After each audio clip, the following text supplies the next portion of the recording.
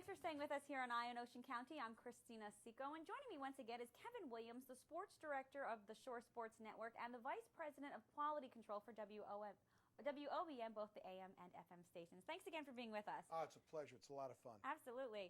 Now let's talk a little bit about some of the events that you guys do at WOBM. The Christmas Classic, for one, the basketball tournament. I know it's a huge event, which has been going on for years. And you know what? It's my baby. Of all the things I've done, I guess this is the one that I would say I'm most proud of. It started 27 years ago. There used to be a Christmas tournament held at Southern Regional High School, a boys basketball tournament, and they decided for logistic reasons they were going to discontinue it, and they were going to have a meeting and talk about, moving the tournament maybe more centrally located to Toms River. And I just happened to go to the meeting, was listening to the coaches talk, and I volunteered that, hey, you know what? I think WOBM would be interested in running that, and maybe we could hold it at Ocean County College. And they all said, hey, that'd be great. Look into it. I went to our owners at the time. They loved the idea. We met with the college. We sort of got the ball rolling. We started in 1984. It was an 8-team boys basketball tournament. The coaches meeting before the tournament took place in my living room with a couple of 6-packs of Coke and potato chips. And from that, we have grown into now a 32-team, 16 boys and 16 girls tournament that's held at the Poland Spring Arena in Toms River over 8 days, some 54 basketball games, and it's become a really big deal. And, we've got great participation. We get great support from sponsors. We do some really neat things that I think no other tournament does. We have a breakfast for all the players before the tournament. We usually have a guest speaker. We announce who's playing who at that time. We give them all T-shirts. They have great awards. And one of the things that I think is really significant is we provide scholarships to participants in the tournament, but not based on their athletic ability, but their academic ability. We pick the top scholars afterwards who are now freshmen in college, and we have them come back at Christmas time, halfway through their freshman year, and we present them with money anywhere from $2,000 to $3,000 total, and we've done that every year. Now, I think for, especially, that scholarship money, and like you said, it's for academics, not for the game of basketball. So I'm sure that totally comes in handy for the kids, and I'm sure they love it. Well, you know what? As a parent who's had one child go through college and another who's now in, tell me what parent isn't appreciative of getting some financial support. And the neat thing about it is we're giving it to these kids at Christmas of their freshman year. So, that's maybe book money for the second semester and, things that can certainly plague you. So it's been really well received, and I know the families really appreciate it. Okay, and speaking of basketball, let's talk about some of the high school basketball and the home of the Seton Hall Pirates that also air on the Shore Sports Network as well. What's that whole season like for you? Seton Hall was something we just did for the first time last year, and actually they had no radio outlet in the Shore area at all. They used to be on a New York station that covered this area, but they lost that. They came to us asking us to be willing to carry their games. We kind of struck a deal really very close to the start of the season, and it turned out to be something we were really happy with. They didn't have a great year. Hopefully they'll be a little bit better next year. But again, there's certainly Seton Hall alum who live in the Shore area who are diehard fans who really would have had no place to listen to the game, especially in their car at work or something like that. So we were happy to carry that. We do high school basketball. The Shore Conference Tournament has always been a very big event for us. We kind of cover a lot of that, both the boys and girls. Football and basketball probably are the two sports we really hang our hat on the most in terms of local sports during the year. Okay, so from basketball to baseball, the Home Runs for Heroes, I know it's the 2011 season, another huge event for WOBM. Talk to us about that event. This is really a neat program that we got involved in, and again, it started with our relationship with the Lakewood Blue Claws. They got into this program a couple of years ago with the Ocean First Foundation.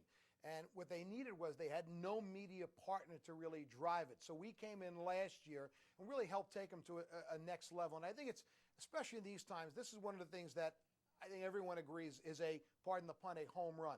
Basically what happens is the Ocean First Foundation donates $1,000 every time a Blue Claws player hits a home run to a military-based charity that covers the Shore area. Anything from the Red Cross to Catholic Charities, Vet Group, and things in between. And the way they do it this year is each of those 9 charities showed up on opening night. They picked the number between 1 and 9, and that was the inning they got. And in their inning, if any Blue Claw player hits a home run at a home game, they get the $1,000. So you match the organization with a particular inning. And on opening night, I think in the second inning, a Blue Claw player homered, and Vet Group got $1,000 from Ocean First Foundation. Now, the first 2 years of the program, Ocean First gave out $54,000, so that averages $27,000 a year to these charities who do everything to support vets who are overseas, and a lot of times their families who are back here struggling with things. So it's a great program, and we're thrilled to be a partner in it. And what a fun way to raise money. I mean, you're at a game, you're watching, so it's even more exciting when it's exciting in general when someone hits a home run, but to know that there is more meaning behind it. Absolutely. And, that night, those people were there. Vet Group was there. They saw their inning get a home run. It was $1,000 that they knew was coming into their charity. And what we do at the end of the year, we go back to First Energy Park, and then Ocean First Foundation, their executive director, Kathy Durante, presents the checks to all the organizations for all the money they earned during the year. Very cool. I can't wait to see how much money is raised this year. Let's talk about some of the things that you do outside of the station. I mean, besides, the many hats that you wear. Let's talk about, I know you do some, public appearances, and you've gone to the schools several times, talking to kids with Career Day. How has that been? Well, you know what? Again, it's part of the philosophy of our station, our company, and myself, is that you got to be part of the local community. And for more than 3 decades, I've done that.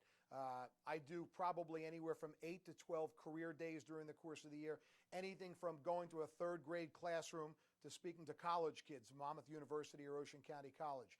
I do a lot of emceeing of events that I do, golf outings, Chamber of Commerce, things like that, again, to get me and our station out in the public. And then myself, personally, I've been involved with a lot of organizations over the year. I'm a past chairman of the Chamber of Commerce. I've been involved with Big Brothers Big Sisters of Ocean County, which is an organization that I have a lot of passion for and was involved with them from the beginning. I've been affiliated with the Beechwood Soccer Club for many years in my hometown. Toms River Student Loan Fund, I'm a trustee of that, in which we provide low-interest loans to Toms River graduates to help them with college. And it's my philosophy. Unfortunately, the company allows me to do a lot of that on company time. And it's a lot. It sounds like it's some things that are enjoyable. I mean, talking to students about, possibly following in your footsteps. I mean, has any of the students asked you anything bizarre about your job? I mean, well, when you ask them honestly, the first thing they always ask about is A, how much money do you make? Right. How much do you make? Yeah. None of your business. And B, what athletes have you come in contact with? Those kind of things. I always try and talk them out of it, because I'm not ready to retire, so I don't want any of them taking my job. So I tell them, be a teacher or a cop or do something like that. Don't go into broadcasting. But it's just something that I enjoy. And I really like the little ones, because you know what? The 3rd and 4th and 5th graders, they're the most direct and honest. They don't pull any punches. They ask you the toughest questions. The older kids are more diplomatic, but I just like being involved with the kids. And I'm sure they like seeing someone that they hear on the radio and they hear online, because your games are streamed online. So I'm sure it's nice to put a face to the voice. But usually it's one of those things. My mom or dad knows who you are. I had a recent thing that you kind of get a kick out of. I was a guest speaker at an event, and afterwards it was guidance counselors, which was sort of out of my element, but it went pretty well. And afterwards, a woman came up to see me, and she said, can you do me a favor? Can I have your autograph? And I was really like, she was a very attractive younger woman, probably late 20s, 30. And there were a bunch of people I knew around there, and I said, hey, see, I still have it. And then she said, well, it's not for me, it's for my father. He's your biggest fan. Devastating. Absolutely. The most crushing story ever. But being out in the community, I think it's important if you're involved in a local business, like radio really is local. All right, we have to take a quick commercial break, but when we come back, we'll have more with Kevin Williams, so stay with us.